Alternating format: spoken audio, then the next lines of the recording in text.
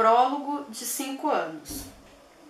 Deitada de costas e olhando para o teto, Ângela pensava na conversa da noite anterior, tão fresca em sua memória quanto o perfume do homem que havia abalado definitiva e irrevogavelmente todas as suas estruturas, tirando-a de sua zona de conforto e virando seu mundo de pernas para o ar ao longo dos últimos anos. Ao seu lado, ele dormia de bruços, sereno, as costas largas subindo e descendo com o movimento de sua respiração. Onde você se imagina daqui a 5 anos? Tinha-lhe perguntado na noite anterior.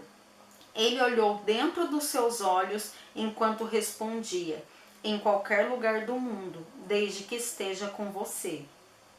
Sabia que podia acreditar naquelas palavras e que o amor que os unia era forte o bastante para enfrentar o tempo e as dificuldades que viessem a cruzar seus caminhos. Eles sempre seriam um do outro, não importava o que acontecesse. Era uma bela e ensolarada manhã de janeiro, início de um novo ano, e contemplando a aliança reluzente em seu anular esquerdo, sentia um misto de felicidade e expectativa pela nova fase que estava iniciando, casada com o grande amor da sua vida. Espreguiçou-se lentamente e sorriu, pronta para começar a escrever os próximos 5 anos. Capítulo 1. Acorda, dorminhoco, Ângela sussurrou para o marido adormecido, deslizando a mão da base da sua coluna até a nuca, para os cabelos negros e espessos nos quais enroscou os dedos. Marcos gemeu baixinho, reconhecendo o toque, porém se recusou a despertar. Aproximando-se mais, Ângela distribuiu beijos leves por seu ombro e subiu pelo pescoço, sussurrando em seu ouvido: Ei, preguiçoso, precisamos levantar. Marcos resmungou algo incompreensível em protesto e continuou com os olhos fechados. Se não acordar logo, terei que chamar o Ricardão para ocupar seu lugar na nossa lua de mel, disse ela, sacudindo-o de leve. Marcos virou o corpo lentamente, esfregou os olhos e a encarou, arqueando uma sobrancelha de forma desafiadora. Ele faz muito isso, gente. Duvido. Primeiro, porque dificilmente ele terá o meu charme. E segundo, porque você não vive sem mim. Ah, é? Quem disse? Eu, com base no que declarou ontem na igreja, perante centenas de testemunhas. Respondeu, girando o corpo até ficar por cima dela. Convencido, disse ela, revirando os olhos. Agora é sério, precisamos ir. Marcos não pareceu ouvi-la. Em vez disso, soltou o peso do corpo sobre o dela. Sabia que você fica linda de manhã? Perguntou, analisando o rosto da esposa. Com o cabelo desgrenhado desse jeito? Ângela franziu a testa. Não sabia como estava sua aparência, mas achava linda um pouco demais para a manhã posterior a uma noite tão longa, mesmo que a noite em questão tivesse sido a mais feliz de toda a sua vida. Principalmente com o cabelo desgrenhado, Marcos respondeu, beijando-a nos lábios e pescoço, enquanto suas mãos iniciavam uma lenta exploração por seu corpo, passeando por suas curvas e fazendo-a estremecer a cada carícia. Querido, sussurrou Ângela, quase perdendo a razão. Eu não quero ser chata, mas não temos tempo para isso. Precisamos pegar Vitor e partir daqui a poucas horas. Marcos bufou e parou de beijá-la por alguns instantes. Fique quieta, você agora é minha e tem que me obedecer. Ângela riu e antes que argumentasse qualquer coisa, foi calada por beijos mais urgentes e se deixou levar. Afinal, tecnicamente, eles estavam em lua de mel. Na casa de Melinda, mãe de Marcos, um almoço em família esperava pelos recém-casados. Quando Marcos e Ângela chegaram, foram ovacionados por palmas, gritos de viva os noivos e assobios. Com sorrisos e reverências, eles se aproximaram da mesa. Por que demoraram tanto? Perguntou Melinda. Não vai me dizer que estavam... Ela não completou a frase, mas seu olhar, assim como o tom da sua voz, dizia tudo. Ângela revirou os olhos, ignorando a brincadeira indiscreta, enquanto Marcos ria e arqueava as sobrancelhas de maneira sugestiva. Consumaram o casamento? Insistiu Melinda. Marcos ignorou o puxão de advertência que recebeu no braço e respondeu: a noite toda. Marcos, Ângela disse entre dentes, implorando com os olhos para que ele parasse. Marcos apenas riu e emendou: mas eu terei que devolvê-la hoje, porque ela mentiu para mim. Como assim? Perguntou Fabrício, rindo do tom escarlate das bochechas de Ângela. Ela disse que era virgem. Dessa vez todos caíram na risada. Ahá, muito engraçado, disse Ângela, tentando manter a pose apesar da vergonha. Onde Vitor está? Perguntou a Malu, ignorando a sogra de propósito. Ele está lá atrás com a Bia, na piscina. Obrigada, Malu. Vamos buscá-los? Claro, vamos sim. Volte logo. Marcos piscou para a esposa quando ela ameaçava sair e sussurrou. Sabe que eu não consigo manter minhas mãos longe de você por muito tempo. Com os olhos semicerrados, Ângela virou as costas e saiu andando, sabendo que ele a olhava como sempre fazia quando conseguia irritá-la, com um misto de triunfo e desejo. Marcos acompanhou com os olhos por alguns segundos e se sentou no lugar indicado, próximo ao pai e de frente para o irmão. Melinda ergueu ligeiramente os ombros quando seus olhares se cruzaram, indicando que não era sua culpa a marcação dos lugares. Felipe estava se esforçando para se aproximar e tudo o que ela lhe pedia era que o deixasse tentar. Parece que a sua mulher ficou zangada com você, Felipe comentou assim que Marcos olhou em sua direção. Ela é assim mesmo. Num instante está bravinha, no outro já esqueceu. Daqui a pouco eu resolvo isso. Marcos desviou os olhos para o irmão. E aí, tudo certo? Tudo, respondeu Ricardo de forma impassível. Os irmãos se estudaram por algum tempo, procurando traços parecidos um no outro. Enquanto Ricardo era mais magro, tinha olhos cor de mel e o cabelo curto e comportado, Marcos era forte, tinha olhos incrivelmente escuros e cabelo com mechas que terminavam na altura de sua nuca. Qualquer um que fizesse um exame mais minucioso perceberia que eles eram parecidos o suficiente para serem vistos como irmãos. Ao mesmo tempo, eram tão diferentes em suas personalidades que seus laços sanguíneos podiam passar facilmente despercebidos pelos mais desatentos. O que tem feito ultimamente? Perguntou o jornalista após a análise inicial. Ainda dá aulas de geografia para a criançada? Na verdade, é história e para o ensino médio, corrigiu Ricardo. Atualmente leciona em 3 escolas diferentes. Deve ser um inferno, interveio Fabrício. E Marcos se esforçou para não rir da incapacidade do amigo de falar sério, mesmo quando conversava com um quase desconhecido. Ricardo não se incomodou e riu modestamente. Não é muito fácil gerenciar toda aquela energia enquanto tento ensiná-los, mas gosto do que faço e isso facilita um pouco as coisas. A mesa toda acompanhava a dinâmica daquele diálogo, e sentindo que era sua vez de puxar assunto, Ricardo voltou os olhos novamente para Marcos. E você, alguma grande reportagem em mente? Algumas, mas no momento deixei tudo de lado para curtir umas férias com a minha família. Depois de um tempo devo retomar a correria.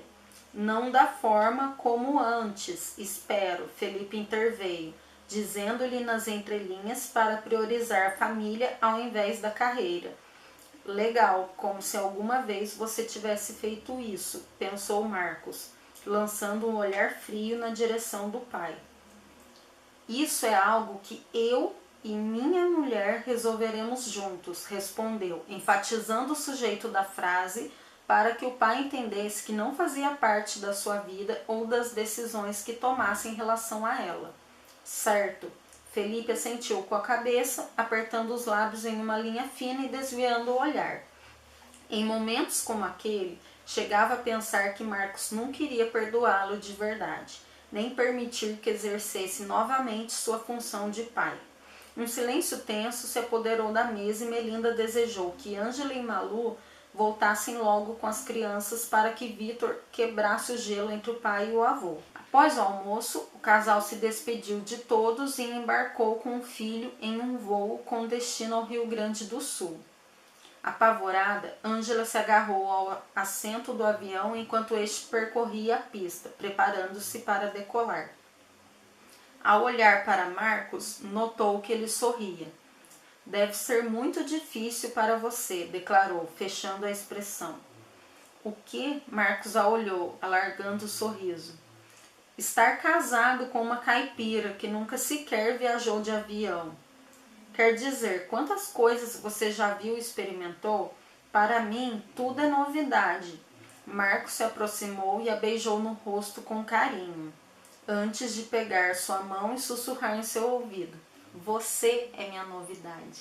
Eu li o prólogo e o primeiro capítulo para vocês e eu decidi que se vocês tiveram paciência para ficar até agora no vídeo, vocês merecem um trechinho do segundo capítulo. Marcos, Ângela e Vitor chegaram a Gramado por volta das 9 da noite e se encantaram com a ambientação natalina da cidade de estilo europeu. Tudo era novidade até mesmo para o jornalista, que havia viajado bastante por todo o mundo, porém sempre evitara os destinos românticos. Olha, amor, eles já estão adiantados para o Natal desse ano, Marcos comentou quando o táxi que os levava passou por uma rotatória com uma árvore de Natal de 6 metros de altura. Nós é que estamos atrasados. Eles estendem a decoração e os eventos de Natal para os turistas que não podem viajar em dezembro. Uma bela jogada comercial. Não, é maravilhoso.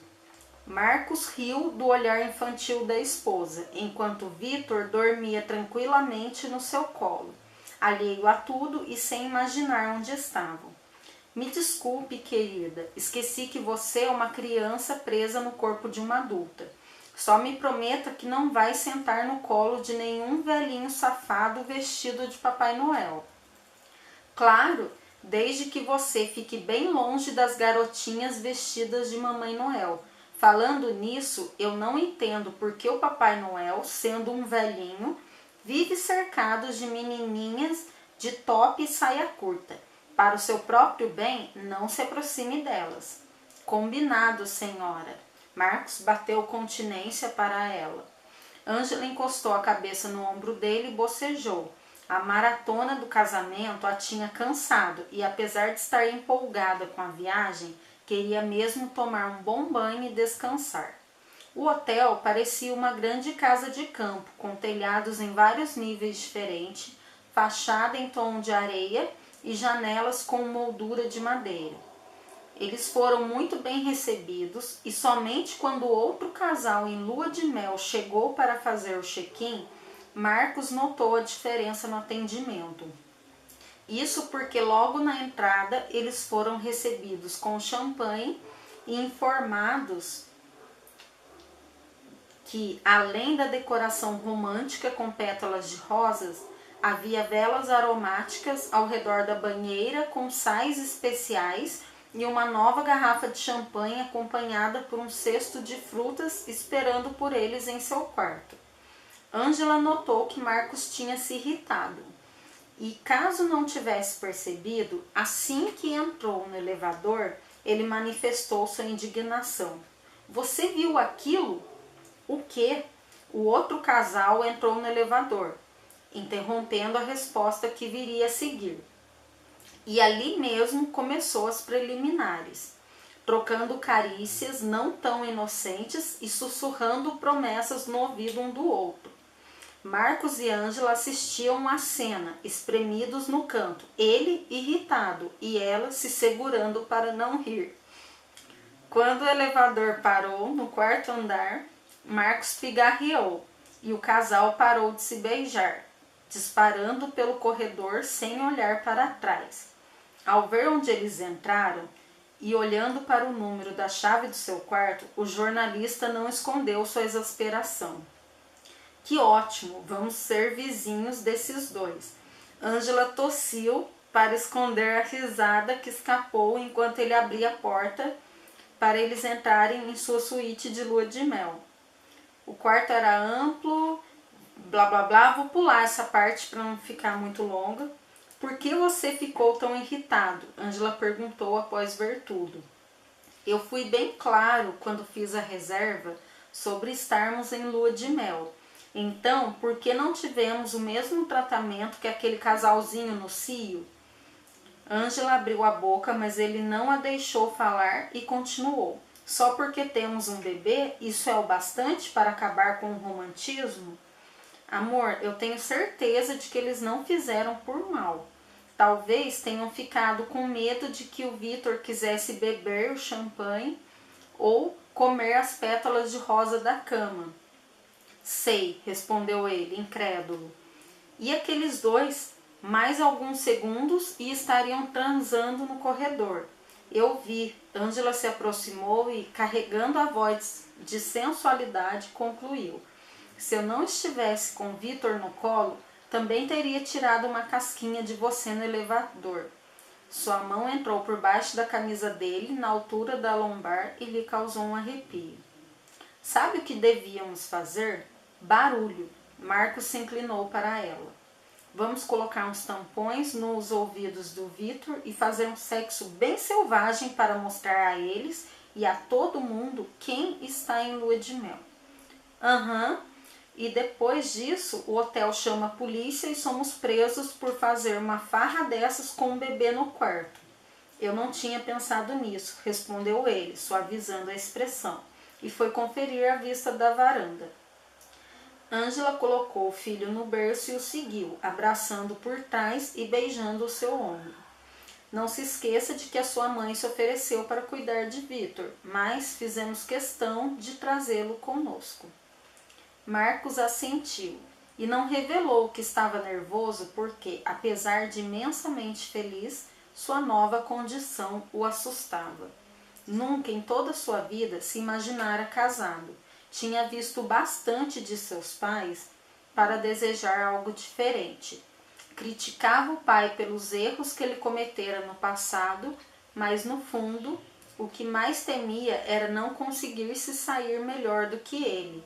Amava Ângela demais para vê-la sofrer como um dia sua mãe havia sofrido. Não estou reclamando por ter trazido Vitor conosco. Apenas quero os mesmos direitos que o casalzinho ali do lado. Não se preocupe com eles, disse ela, sabendo muito bem que ele estava inventando desculpa para extravasar os próprios medos. Com esse fogo todo, eles acabarão engravidando de primeira. Como nós, os dois pensaram ao mesmo tempo. E aí, vou pular um pouquinho. E 9 meses depois, eles estarão quebrados com um bebê recém-nascido nos braços, enquanto nós estaremos desfrutando de boas noites de amor. Ângela continuou, concluindo o pensamento. Depois que Vitor dormir, ele acrescentou, exatamente. Ela concordou. Marcos virou o corpo e recostou-se na grade da varanda, ficando de frente para a esposa. Só de raiva, vou contar para todo mundo que estamos em lua de mel, disse após um tempo. Se eu fosse você, anunciava no jornal da cidade. Ângela brincou, e em resposta à provocação, ele apertou sua cintura, fazendo-a pular. A sessão de cócegas durou somente alguns segundos, mas foi suficiente para eles relaxarem e entrarem no clima. No instante em que pararam de rir, eles se beijaram. Então é isso, esses foram os meus presentes para vocês. Espero que vocês tenham gostado e que tenham ficado ansiosos para saber mais, tá bom? Um grande beijo e até a próxima!